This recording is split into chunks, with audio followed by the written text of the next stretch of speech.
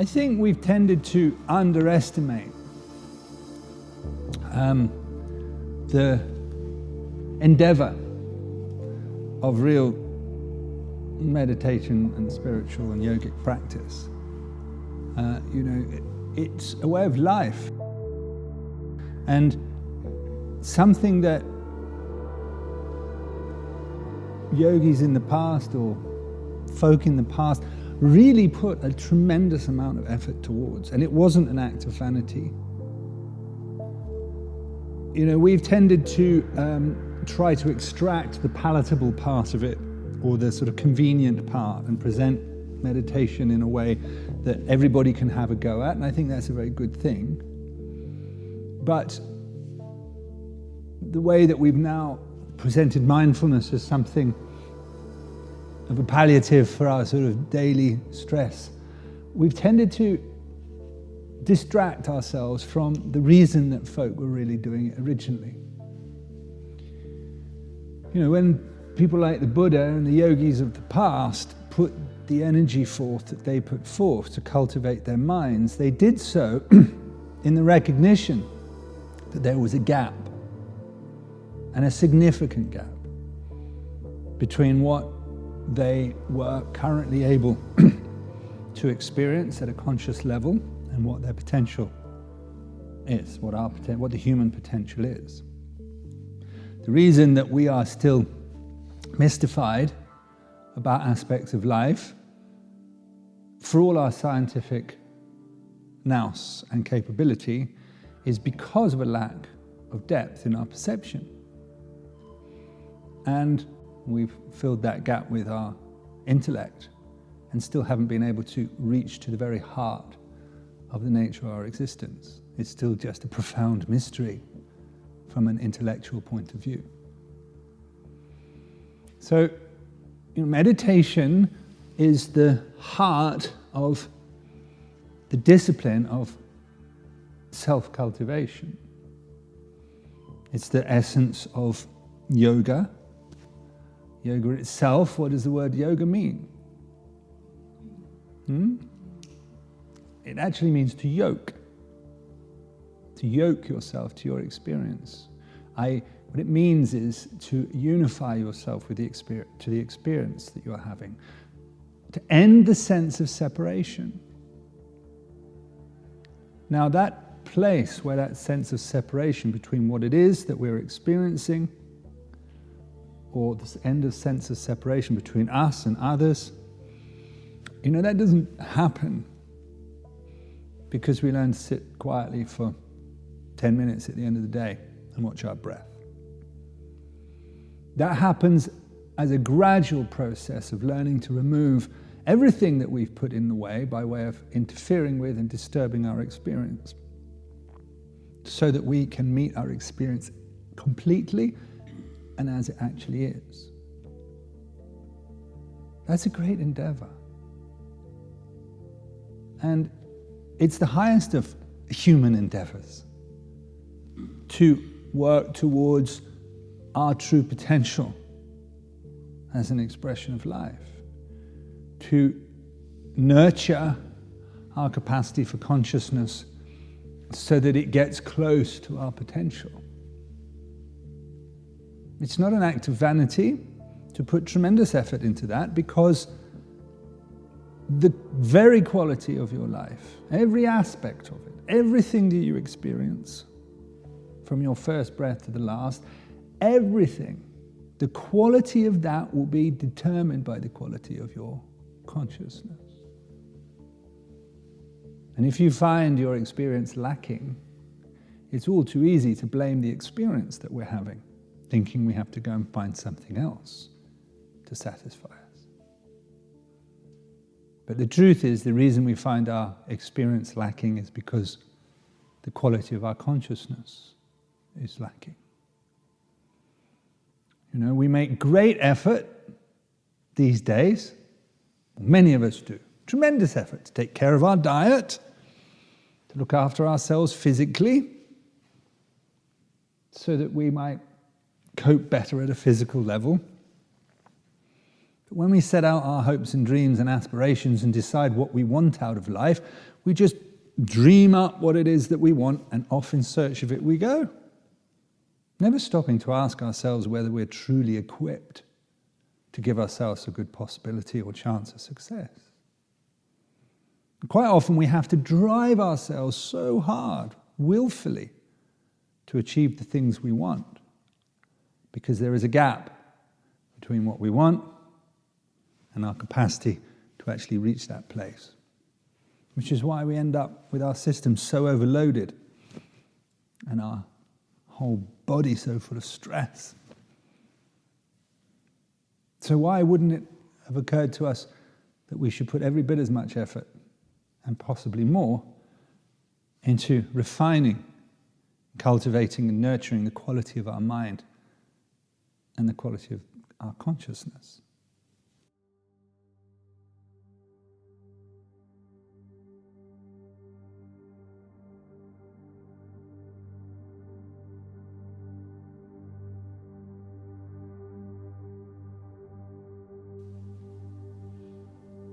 It's a bit of a strange idea.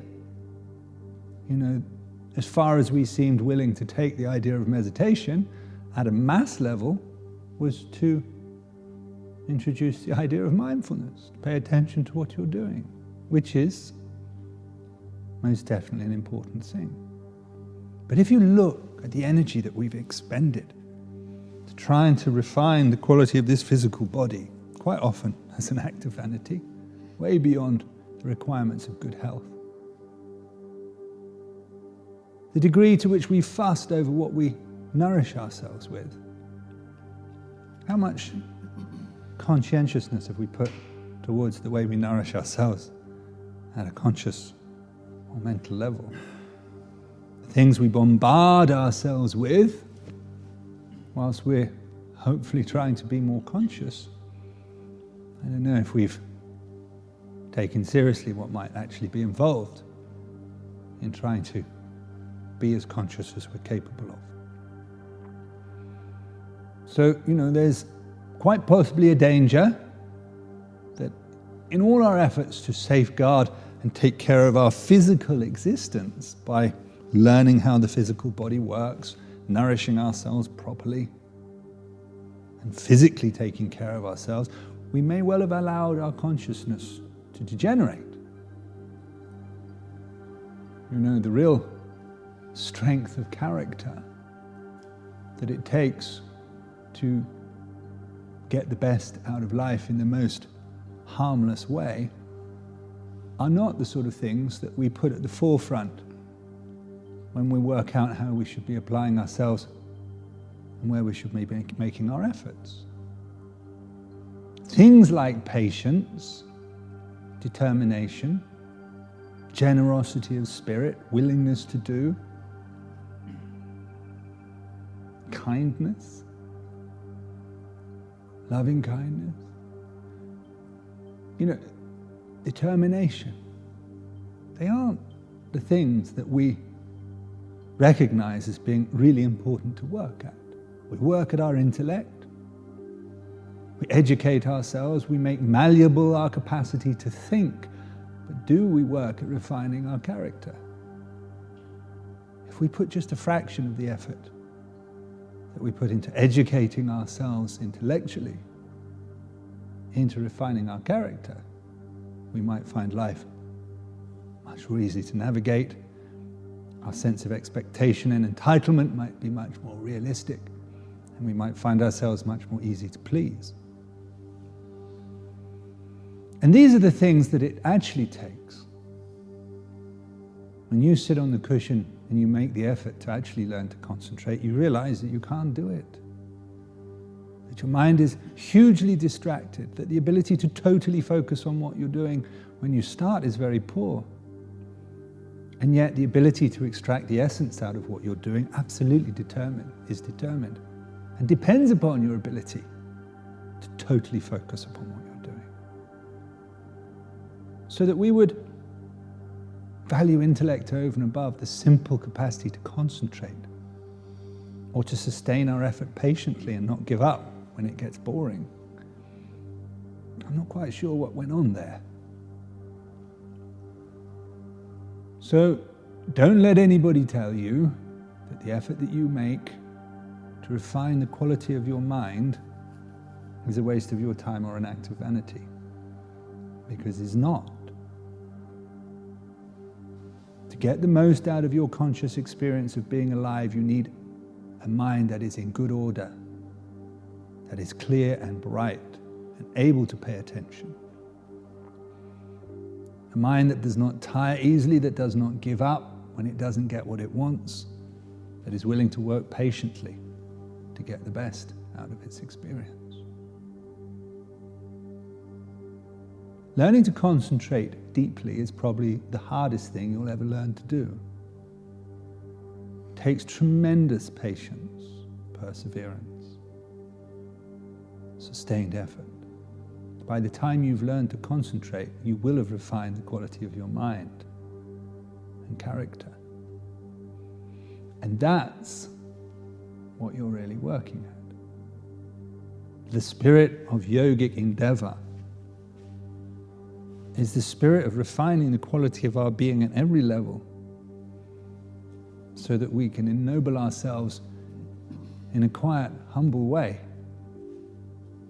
Not in a way that's going to garner more attention or admiration from the next person, but in a way that's going to allow us to enter more completely into life. It's not something that you can do occasionally in that spare 10 minutes at the end of the day. It's something you have to be willing to build into your whole vision of your life. Chances of leaving here a less noble, less conscious and less complete person than we arrived are great. The opportunity to leave here a more noble and more complete person than we arrived is a tremendous opportunity, and it's before us if we choose to take it. And all the other things we could choose to spend our time doing that are highly costly and consumptive. Spending your time refining the quality of your experience by working at developing the quality of your consciousness costs you and others nothing. It takes nothing. It robs nothing. And it has the capacity to reward you in ways that are way beyond your expectation when you start. You know, when I spoke the other night about the way we are losing consciousness,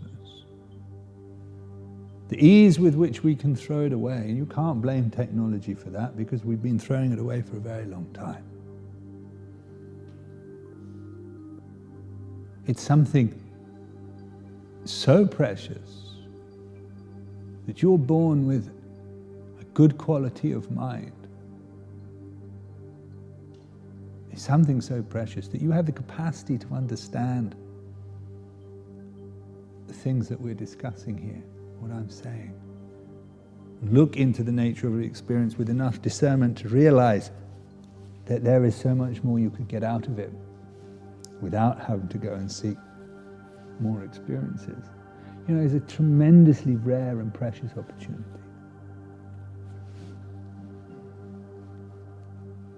You know, and in a world that is creaking under the weight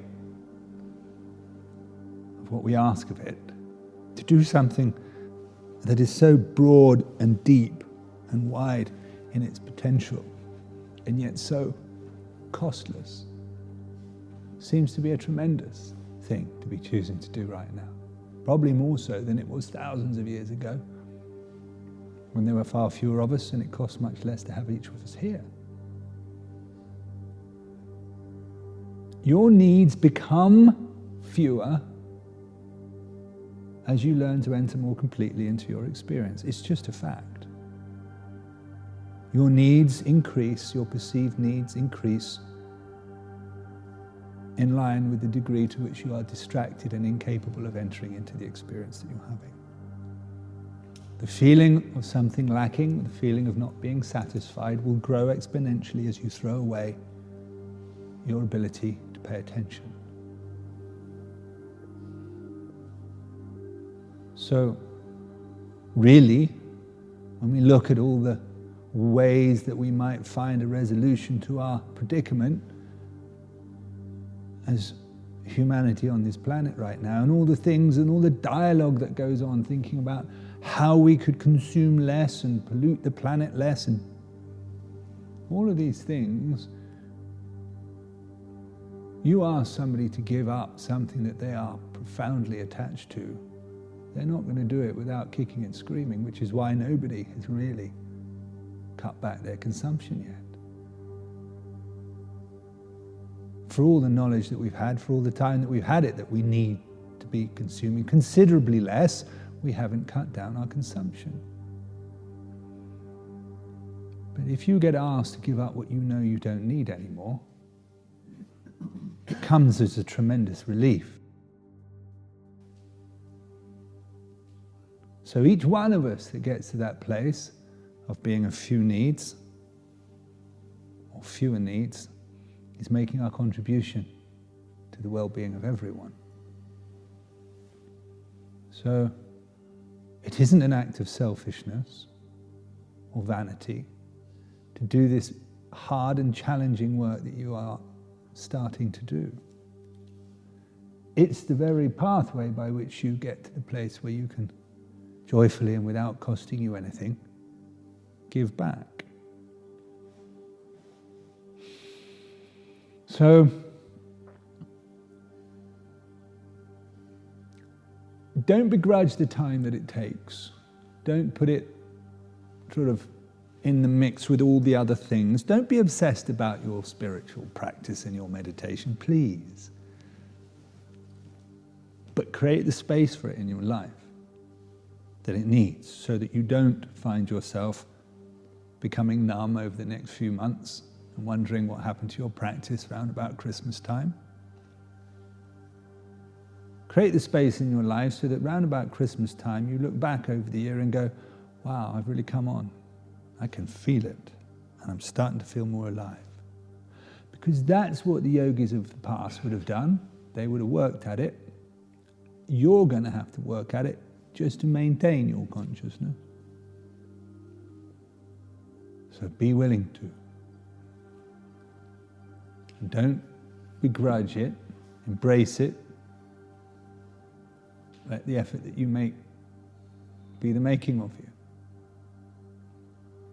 Don't turn up on these retreats once every year, utterly exhausted, in pieces, feeling completely fried and frazzled, hoping that a week on the cushion is going to put you back together again. Turn up regularly so that each time you come, you are further down the line than the last time, so that very quickly, in the greenhouse effect of being on retreat, you can grow another level. And then build that into your life, and then grow another level, and you'll achieve things that you thought only a handful of rare beings in the most remote parts of the world could achieve. If you take on the challenges that are in front of you now and work constructively with them, it will require you to become conscious more quickly than those yogis in the mountains. To make it your opportunity rather than your hindrance.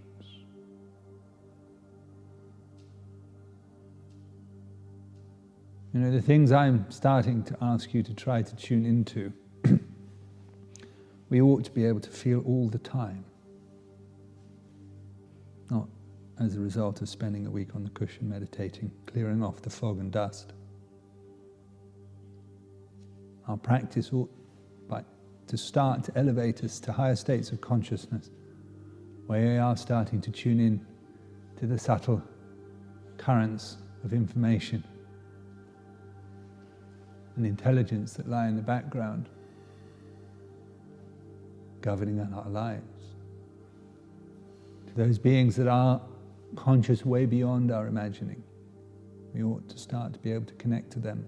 That's why folk have meditated for so long, is to touch those beings that live in such a state of consciousness that would profoundly inspire us and absolutely convince us that there is more to consciousness than the human mind.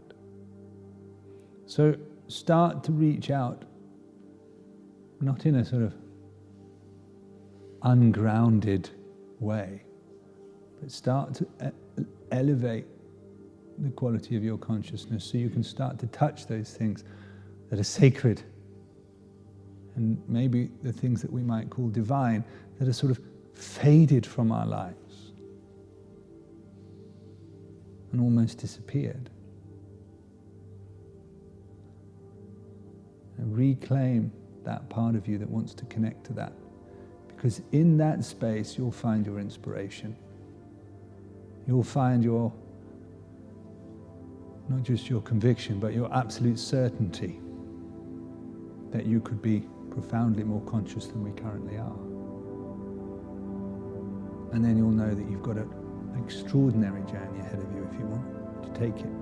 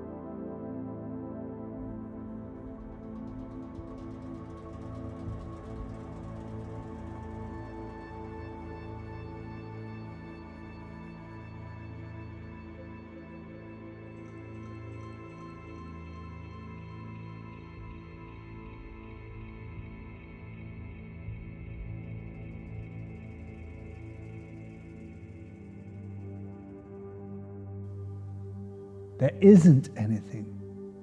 There is not one thing in your life, unless you have someone who really depends upon you, who you need to care for. There is nothing else in your life that could be more worthy of your effort and your endeavor than nurturing and growing and cultivating the quality of your consciousness.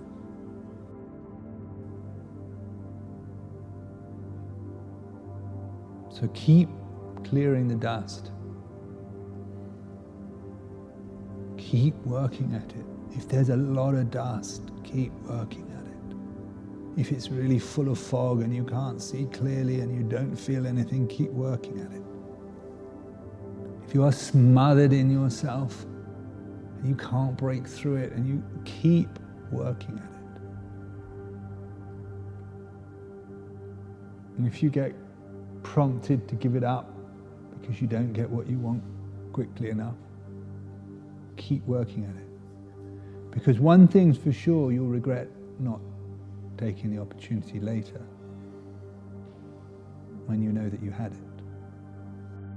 But if it comes to you to do it, go and do it. with all your conviction while you have the chance, because many other times you don't get the chance or feel the conviction.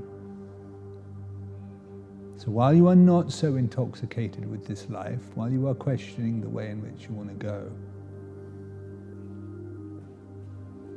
and while you have in you this spirit of endeavor and inquiry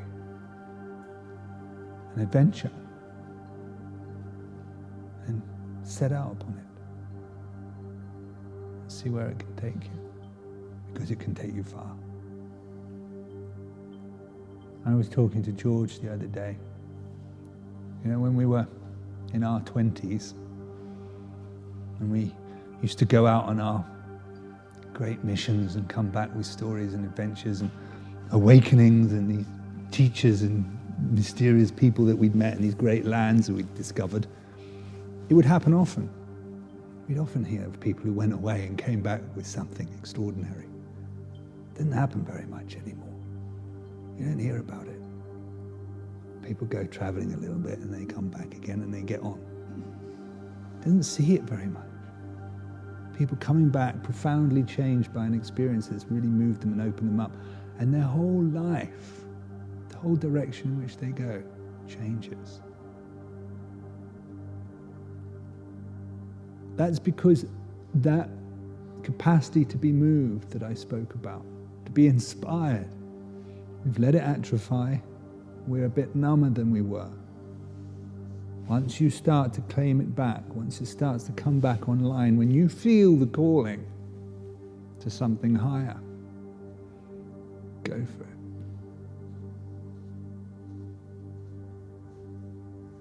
Keep going.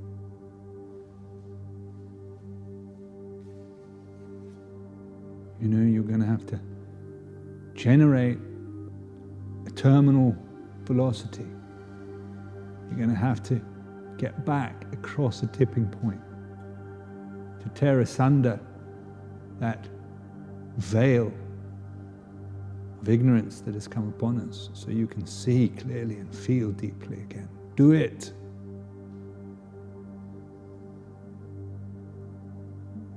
Plug yourself back in at the highest level and stay connected.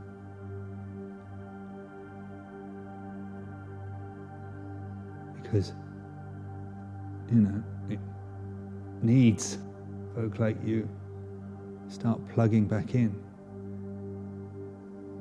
and being connected, and being a source of inspiration. People are looking for something inspiring to do. Folk are disillusioned, they are bored. They are overwhelmed and they are numb, and they're looking for something meaningful.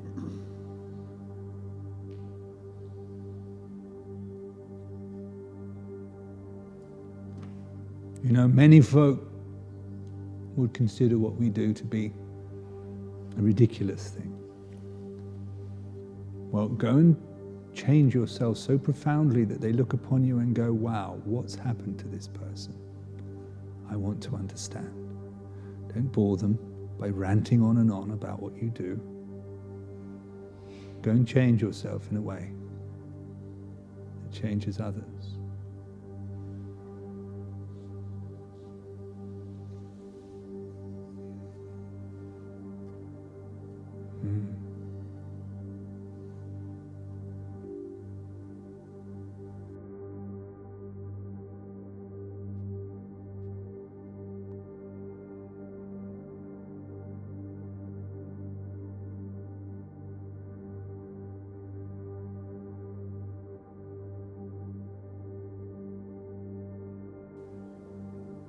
Remember, the only reason you can't see what is before you, around you, what you are and what you're a part of, is because there is dust in your eyes. And you've lost, or we've lost our ability to see and feel.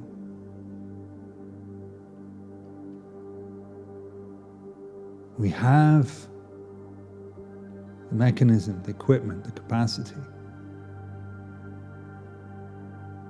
to truly enter into life's deepest and most profound mysteries and unravel them.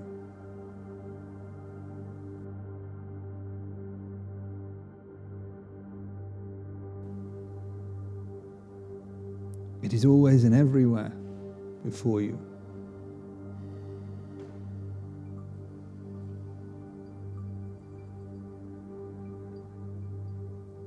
You only have to be conscious enough to recognize it, to feel it, to let it enter into you and move you.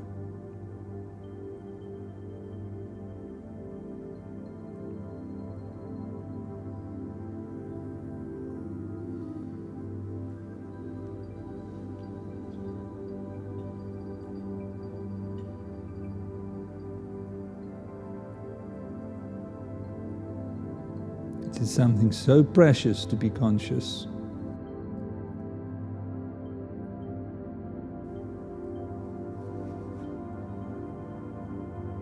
There is nothing in your life that is worth giving up your consciousness for.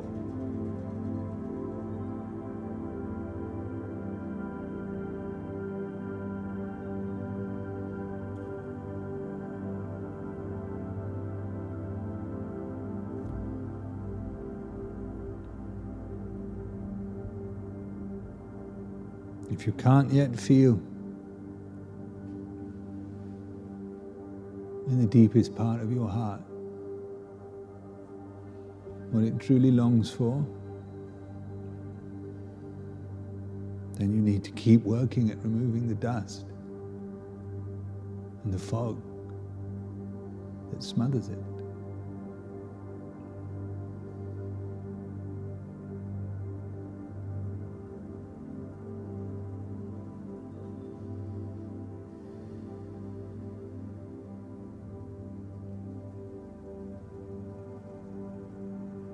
Tune in from your heart.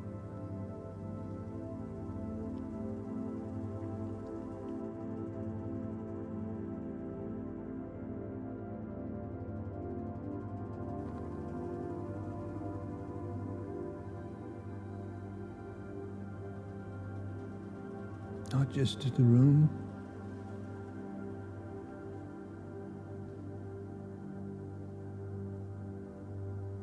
what lies in the background.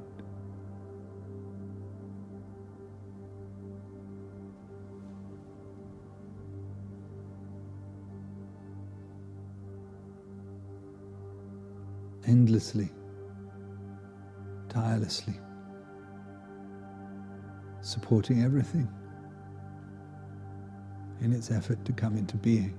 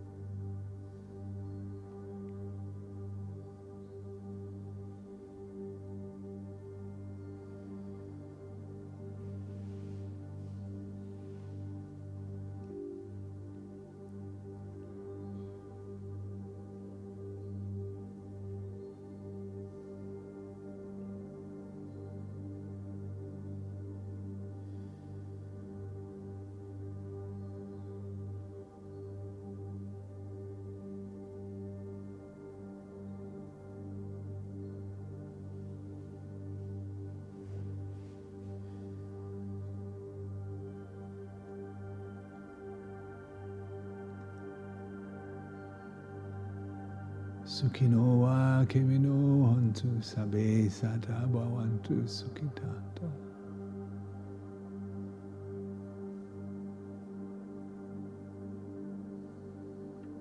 May all beings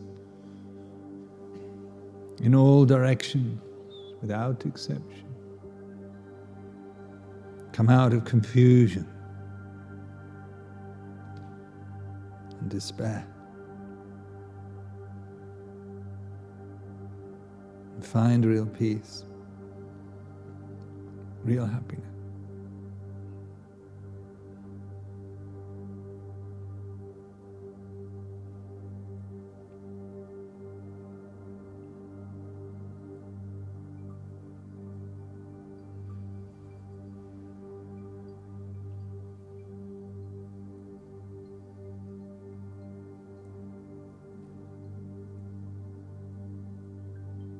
Be happy just to be.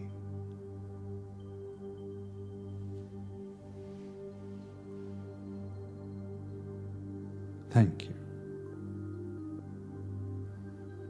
Thank you.